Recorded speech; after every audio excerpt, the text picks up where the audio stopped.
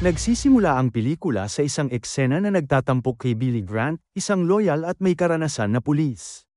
Isang gabi ay nakatanggap siya ng tawag tungkol sa reklamo sa ingay sa isang lokal na party. Tumungo si Billy sa lugar kasama ang kanyang partner na si Spinelli. Pagdating nila doon ay nakita nila ang isang magulong bahay na puno ng malalakas na musika, tao at kaguluhan. Habang dumadaan sila sa karamihan, nakita ni Billy ang dalawang lalaking nagdudulot ng gulo. Upang maiwasan na lumaki ang sitwasyon, mahinahon silang nilapitan ni Billy na umaasang mareresolba ito ng walang karahasan. Sa kasamaang palad ay agresibo ang reaksyon ng isa sa mga lalaki na naglunsad ng pag-atake kay Billy. Salamat sa kanyang mahusay na kakayahan sa pakikipaglaban, na ipagtanggol niya ang kanyang sarili at natalo ang umaatake. Gayunpaman sa panahon ng pakikibaka, ang ulo ng lalaki ay hindi sinasadyang tumama ng malakas sa hagdan. Dahil sa lakas ng epekto, nawala ng malay ang lalaki.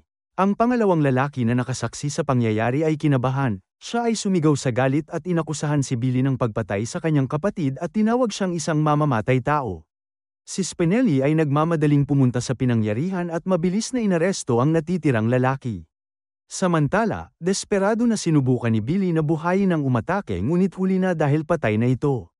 Ang kalunos-lunos na hindi inaasahang pangyayari ay nakakonsensya kay Billy. Hindi niya sinadyang masaktan ng sinuman lalo na ang makapatay kaya ang kinalabasan ay nagpanginig sa kanyang kalooban.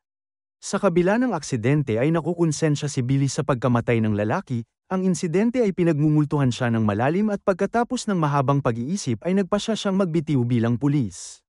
Umaasa siya na sa paglayo sa kanyang trabaho, makakatagpo siya ng kapayapaan at makakalimutan ng nakakatroma na karanasan noong gabing yun. Pagkalipas ng ilang buwan, makikilala natin si Ken Marks at ang kanyang ina, nakakalipat lang sa isang bagong bayan pagkatapos umalis sa kanilang tahanan sa Kansas. Ang ina ni Ken ay umaasa na makahanap ng mas magandang oportunidad sa trabaho, at ang paglipat na ito ay nagmamarka ng bagong simula para sa kanilang dalawa.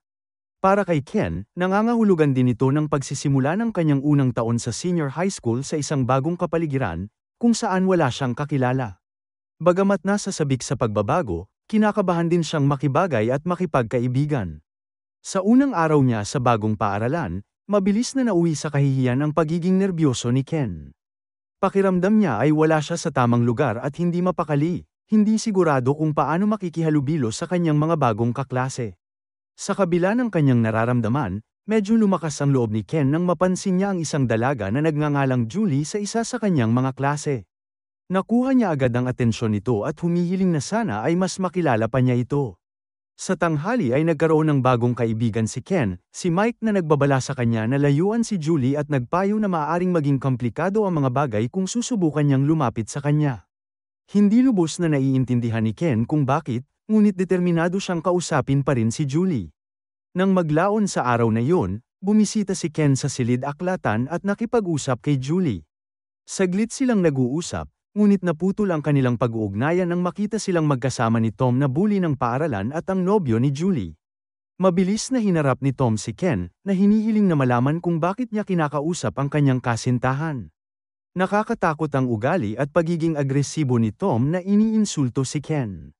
Sa kabutihang palad, si Julie ay inayos ang sitwasyon, ipinaliwanag niya kay Tom na si Ken ay bago sa paaralan at hindi pa naiintindihan ang mga bagay sa paligid. Bagamat nagawa niyang mapakalma si Tom, malinaw na nakikita nito si Ken bilang isang banta at hindi niya siya basta-basta hahayaan. Pagkatapos ng klase, si Tom at ang kanyang kaibigan na si Rob na nagsisilbing kanyang tapat na sidekick ay muling inabangan si Ken. Nagbabala ang mga ito, binabalaan na lumayo kay Julie kung alam niya kung ano ang makakabuti para sa kanya. Nang tila lumalala ang sitwasyon, isang janitor ang lumapit upang tingnan kung ayos lang ang lahat. Ang janitor ay walang iba kundi si Billy Grant, na ngayon ay nagtatrabaho sa paaralan pagkatapos umalis sa puwersa ng pulisya. Sina Ken at Billy ay nagkaroon ng maikling pag-uusap, at pinahahalagahan ni Ken ang kabaitan ng nakatatandang lalaki. Ang sandaling ito ay nagmarka ng simula ng isang kakaiba at mahalagang ugnayan sa pagitan nila. Nang gabing yun, pumunta sina Tom at Rob sa kanilang lokal na dojo para magsanay ng martial arts.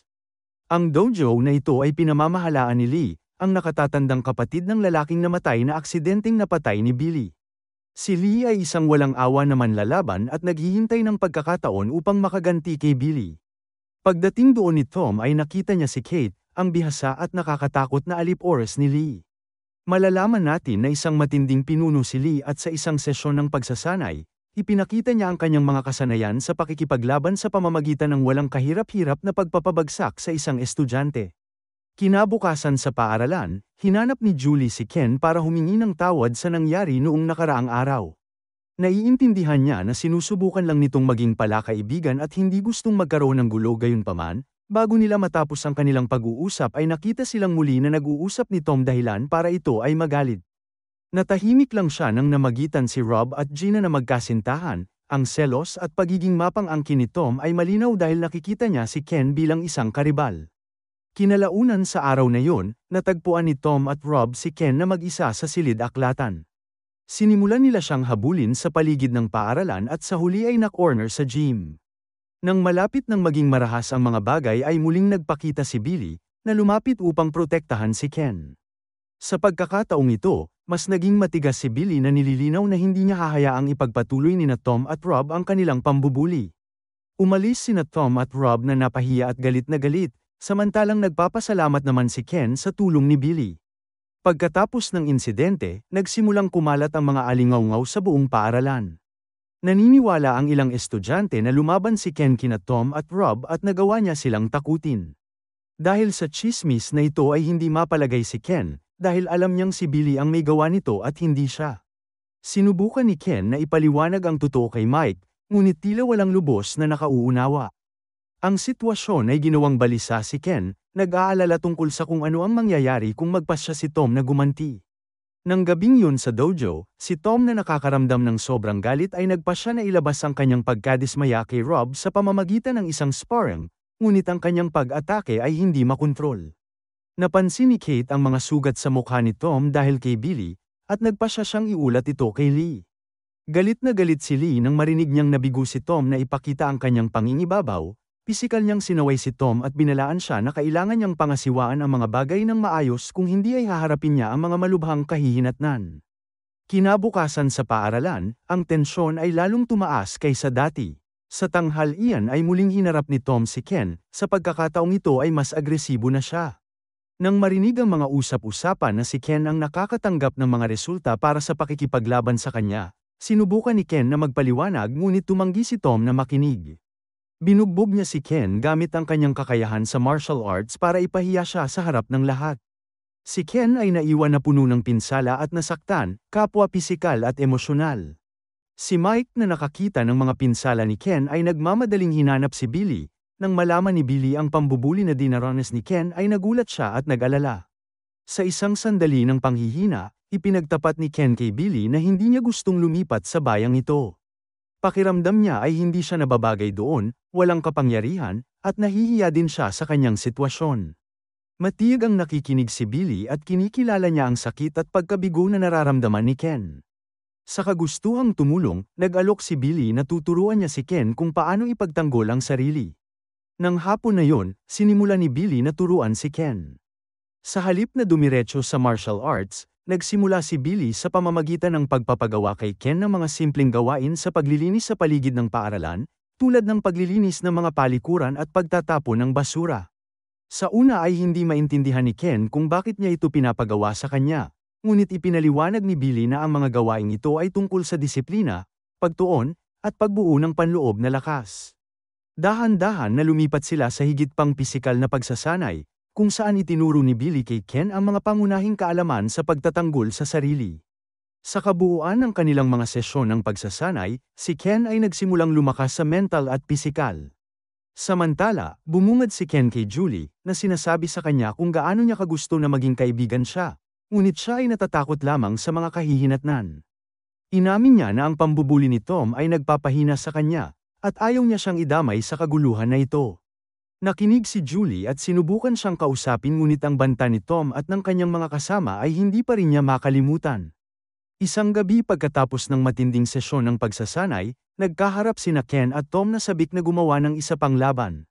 Sa pagkakataong ito, pangunahing ginamit ni Ken ang mga pag-iwas sa mga pag-atake ni Tom. Lalong lumalim ang laban nang subukan ni Tom na magpalabas ng isang malakas na sipa, Ngunit sa isang nakakagulat na pagbaliktad ng pangyayari ay umatake si Ken ng isang mabilis na sipa sa singit si Tom at mabilis na tumakas.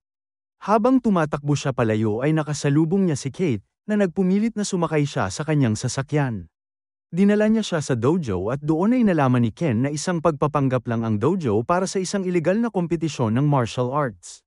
Napag-alaman na parehong naging kampyon sina Lee at Tom sa mga underground fight na ito, sinubukan ni Kate na hikayatin si Ken na sumali sa kompetisyon at inalok siya ng pangunang bayad ngunit tumanggi ito. Kinabukasan ay ibinahagi ni Ken ang kanyang karanasan kay Billy, na ipinapaliwanag ang malaking pera na kinikita ng mga manlalaban. Ang balitang ito ay ikinadismaya ni Billy, na isa palang undercover upang imbestigahan ang dojo. Sa wakas ay nagkwento siya kay Ken, na isinisiwalat na siya ay dating pulis at nagpahayag ng panghihinayang tungkol sa pag-alis niya sa puwersa. Ang motibasyon ni Billy na mapabagsak ang dojo ay nagmumula sa kanyang pagmamalasakit sa mga batang mandirigma na sangkot dito. Nang gabing yun ay muling nakipagkita si Billy kay Spinelli sa dojo, at ang kanilang pagsisiyasat ay nagbunga ng kaunting ebidensya. Paglabas nila ay nakaharap nila ang ilan sa mga alip-ores ni Lee, at sa isang sandali ay parehong pinamamahalaan ni Billy at Spinelli na matalo ang mga umaatake at makatakas ng ligtas. Kinabukasan ay nakita ni Lee ang surveillance footage na nagpapakita na si Billy ay nasa dojo at galit na galit. Ipinadala niya ang kanyang tauhan na si James at ang isa pang hitman sa isang misyon upang hanapin at patayin si Billy. Kinagabihan habang paalis na si Billy sa trabaho, siya ay tinambangan ng mga hitman. Bagamat nagtamo siya ng mga pinsala sa panahon ng paghaharap, nagawa niyang lumaban at sa huli ay nakatakas. Samantala, si Julie na napapagod na sa ugali ni Tom ay nakipaghiwalay sa kanya at nakipag-ugnayan kay Ken at hiniling na sunduin siya. Nagkaroon sila ng isang taus-pusong pag-uusap sa paligid ng isang maliit na apoy kung saan nagtanong si Julie tungkol sa interes ni Ken sa martial arts. Ipinaliwanag ni Ken na gusto niyang harapin si Tom dahil nagmamalasakit siya sa kanya at nais niyang ilayo siya sa kanyang panggugulo. Inamin ni Julie na nakuha na ni Ken ang kanyang puso, na humantong sa pagsisimula ng isang romantiko na relasyon sa pagitan nila. Kinaumagahan ay dumating si Ken sa gym at nakitang napapalibutan ito ng police tape, na nagpapataas ng kanyang alalahanin na si Billy ay maaaring nasangkot sa isang seryosong bagay. Samantala, sinusubukan ni Tom na makuha muli ang loob ni Julie, ngunit mariin niyang ipinaalala sa kanya ang kanilang paghihiwalay. Dahil sa takot na baka salakayin siya ni Tom, binalaan niya ito na kung muli siya nitong hahawakan ay sisiguraduhin niyang haharapin siya ni Ken. Sa sobrang galit ay sinampal ni Tom si Julie na nag-udyok kay Ken na makialam at itulak si Tom palayo. Nagbabala siya sa kanya na huwag na siyang hahawakan muli. Sinubukan ni Tom na igiit ang kontrol kay Julie, ngunit tinutulan ito ni Ken na walang sinuman ang nagmamay-ari sa sinuman. Habang tumataas ang tensyon, lumapit sina Rob at Gina para paghiwalayin sila. Si Ken ay hindi na natutuwa sa mga pambubuli ni Tom kaya tinanggap na niya ang hamon nito na sila ay maglaban sa dojo ni Lee sa darating na Biyernes ng gabi. Dahil determinado na maghanda para sa laban, mahigpit na nagsanay si Ken ng walang patnubay ni Billy, at nagsimula ring magturo ng ilang martial arts kay Mike na sabik na matuto. Samantala, si Tom na tumataas ang nararamdamang galit ay inalabas ang kanyang pagkabigo kay Rob, na napapagod na rin sa agresibong pag-uugali niya. Pagdating ng gabi ng labanan, si Julie ay nababalisa at nag-aalala na baka masaktan si Ken. Ang kapaligiran ay naging maingay nang magsimulang magpalitan ng suntok sina Tom at Ken, na ikinakatuwa ng mga nagsisigawan na mga tao.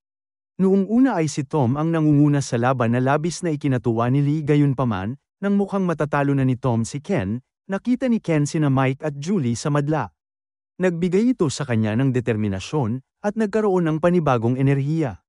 Sa oras din na yun ay dumating si Billy sa tamang oras upang saksihan ang laban, na nag-udyok kay Ken na magsimulang lumaban.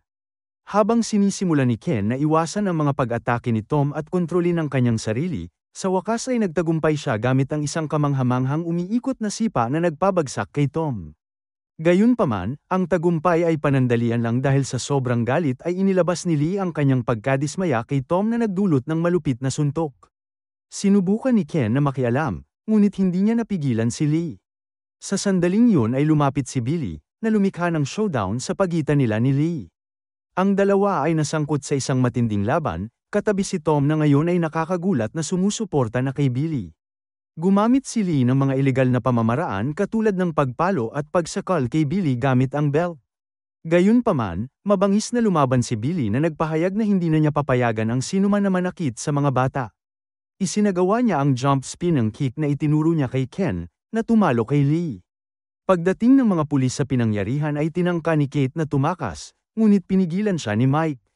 Samantala si Tom, na sa wakas ay napagtanto na ang pagkakamali ng kanyang mga paraan ay nag-alok ng kanyang kamay kay Ken bilang isang pagkilos ng mabuting kalooban. Ngunit sa huli ay nag-alinlangan siya at sa halip ay sinabi sa kanya na magkita na lang sila sa paligid. Nagpasalamat siya kay Billy sa pagligtas sa kanya, na nagpapakita ng pagiging matured. Si Ken ay nakipaghalikan kay Julie, ngunit ang kanilang sandali ay nag-ambala ni Mike, na nagpapaalala sa kanila na oras na para umalis. Samantala, tuwang-tuwa si Spinelli nang malaman na plano ni Billy na muling bumalik sa puwersa ng pulisya na nagtatakda ng isang bagong kabanata sa kanilang buhay. Salamat sa panunood. Para lagi kayong updated sa susunod na kwento, mag-subscribe at siguraduhin na naka-on ang notification bell. Ingat!